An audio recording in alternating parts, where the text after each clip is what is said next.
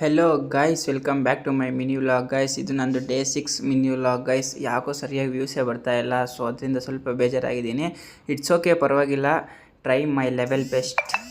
Daily ಹೊರಟಂಗೆ ಇವತ್ತು ಕೆಲಸಕ್ಕೆ ಹೊರಟೆ ಗೈಸ್.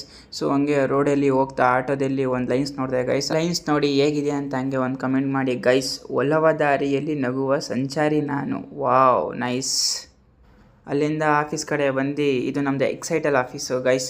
ಸೊ ನಮ್ಮ ಟೆಕ್ನಿಷಿಯನ್ ಯಾರ ಜೊತೆ ಮಾತಾಡ್ತಾ ಇದ್ದಾರೆ, ಅವ್ರನ್ನ ಸ್ವಲ್ಪ ಮಾತಾಡಿಸ್ಕೊಂಡು ಪ್ರಸರಣ ಬರ್ತೀನಿ ಅಂತ ಅಂದರು. ಅವ್ರಿಗೋಸ್ಕರ ವೆಯ್ಟ್ ಮಾಡ್ತಾಯಿದ್ದೆ ಗೈಸ್. ನೋಡಿದೆ ಅವ್ರು ಬರಲಿಲ್ಲ, ಡೈರೆಕ್ಟ್ ಟೀ ಅಂಗಡಿ ಹತ್ರ ಬಾ, ಅಲ್ಲೇ ಬರ್ತೀನಿ ಅಂದರು.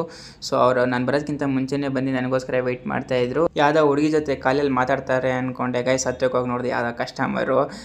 ಅವ್ರ ಜೊತೆ ಎಲ್ಲ ಮಾತಾಡಿಕೊಂಡು ಅಲ್ಲಿಂದ ನಾನು ಡೈರೆಕ್ಟ್ ಮನೆಗೆ ಬಂದೆ. ಅಲ್ಲಿಂದ ಡೈರೆಕ್ಟ್ ಮನೆಗೆ ಬಂದು ಊಟ ಗೀಟ ಎಲ್ಲ ಮಾಡ್ಕೊಂಡು ಒಂದು ಹಾಫ್ ಆನ್ ಅವರ್ ರೆಸ್ಟ್ ಮಾಡೋಣ ಅಂತ ಬಂದೆ.